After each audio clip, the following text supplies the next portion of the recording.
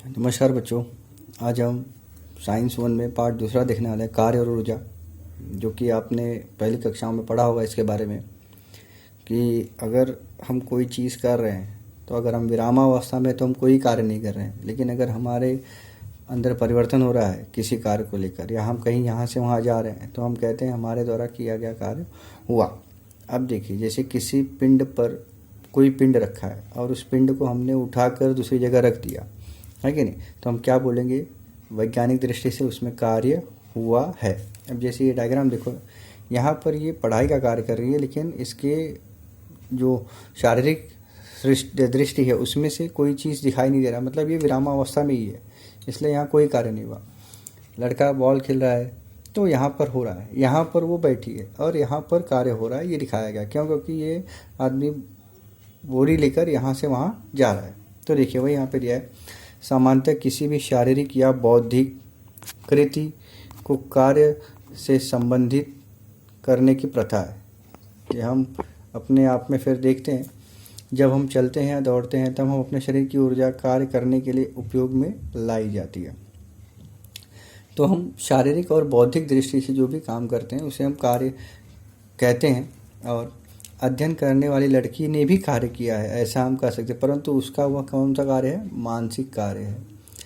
भौतिकी के अध्ययन में हम भौतिक कार्य पर विचार करते हैं। इसे फिजिक्स का जो टर्म होता है भौतिकी, उसके हम लोग भौतिक कार्य का विचार करते हैं। भौतिक कार्य, भौतिक में कार्य का शब्द विशिष्ट का अर्थ है।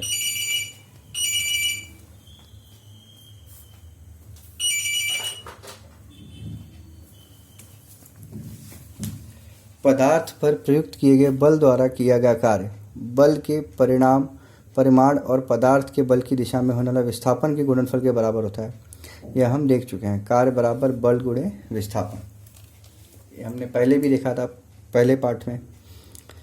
उसके बाद फिर आगे देखेंगे बल गुणे विस्थापन। ये थोड़ा याद कीजिए, इसमें कुछ ये आपको बहुत ज़्यादा ज़रूरी नहीं है।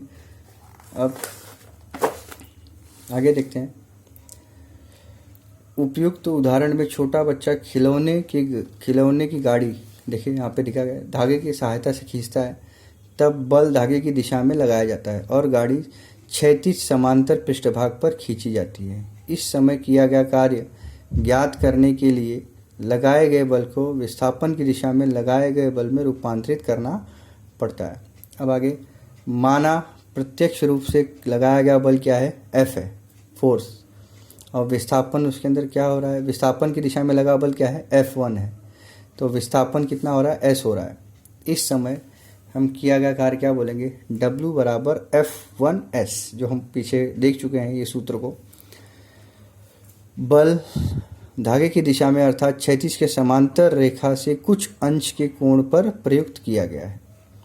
अब F का क्षैतिज के समांतर की दिशा में कार्य करने वाला घटक F1 त्रिकोणमिति की सहायता से हम लोग ज्ञात कर सकते हैं। जैसे दिया कॉस थीटा, या आप ट्रिग्नोमेट्री पढ़ेंगे त्रिकोणमिति भूमिति में, तो उसमें ये चीज़ दी गई है, कॉस थीटा बराबर कोण की संलग्न भुजा बटे कर्ण। तो हम कोण की संलग्न भुजा को F1 ले लेंगे और फिर कर्ण को F ले लेंगे और फिर वहाँ पे निकालेंगे F1 बराबर F कॉस थीटा। तो इसलिए बल द्वारा किया गया कार्य क्या है? W है। तो W बराबर F कॉस थीटा S, क्योंकि S मतलब कार्य करेंगे तो उसमें कुछ ना कुछ विस्थापन होगा, तो फिर वो आ जाएगा W बराबर F S कॉस थीटा। अब थीटा के लिए विशेष यहाँ पे दिया गया है। यहाँ पर कौन सा कार्य हो रहा है? धनात्मक कार्य हो रहा है। धनात्मक कार्य, जब थीटा का मान 0 रहेगा, कॉस थीटा 1 आएगा तो हम धनात्मक कार्य बोलेंगे। जब थीटा का मान 90 रहेगा और 0 आएगा तो हम क्या बोलेंगे? शून्य कार्य। और जब थीटा का मान 180 रहेगा तो कॉस थीटा का मान क्या आएगा? ऋण, और उसको हम लोग क्या बोलेंगे? ऋणात्मक कार्य। इस तरीके से आपको बताया गया। तो ये टेबल कभी कभी एग्जाम में आता है, इसको ध्यान दीजिएगा, ये सूत्र याद करके रखिएगा। देखिए यहाँ पर दिया है कि बल की दिशा क्षैतिज के समांतर F1 और F, तो बीच में थीटा दिया है। तो कितना कार्य हो रहा है वो इस सूत्र के द्वारा हम बता सकते हैं।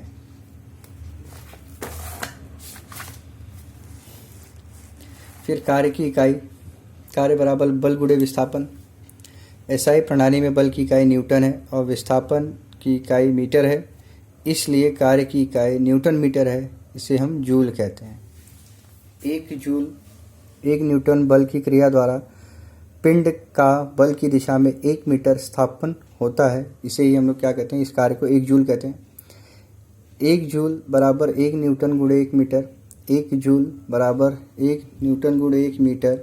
फिर सीजीएस प्रणाली में बल की इकाई क्या है, डाइन, और विस्थापन की इकाई सेंटीमीटर है, इसलिए कार्य की इकाई सीजीएस प्रणाली में क्या हो जाएगी, डाइन सेंटीमीटर।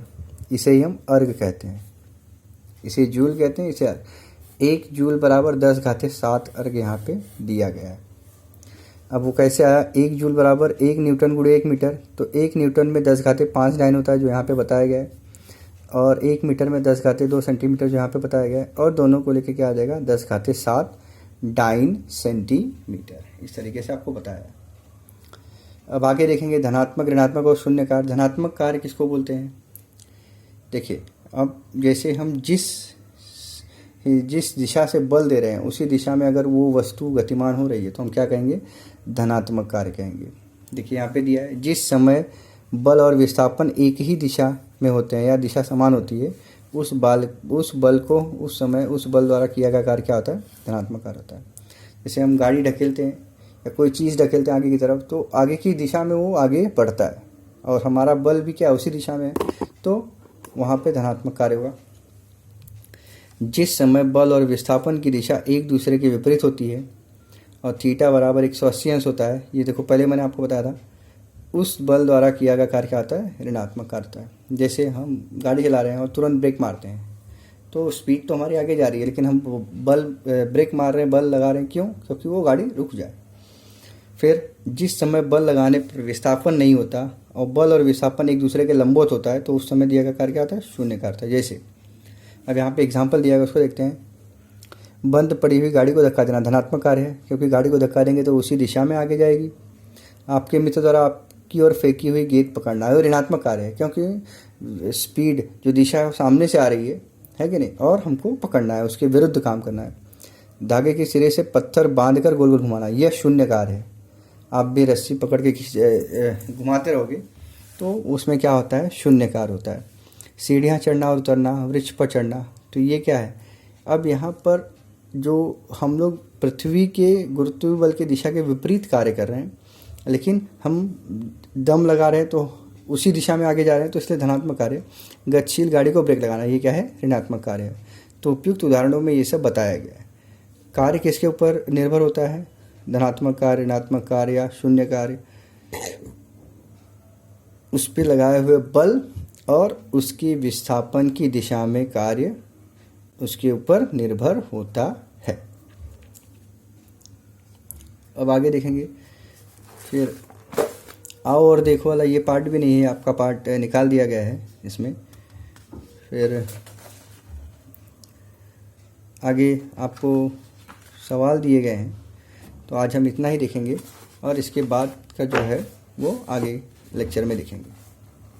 धन्यवाद।